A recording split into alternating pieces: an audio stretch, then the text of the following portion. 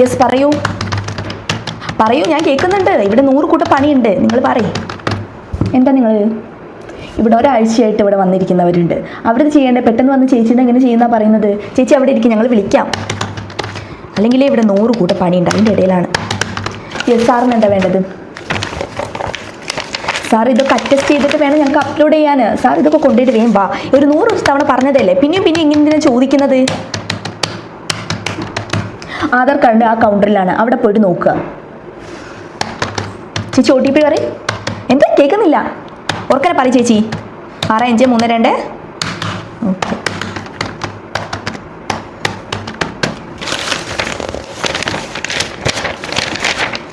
ഇതിൽ gazetted ഓഫീസറിൻ്റെ sign ഇല്ലല്ലോ, അത് കൊണ്ടുപോവാ. ആ സൈറ്റ് ഡൗൺ ആണ്.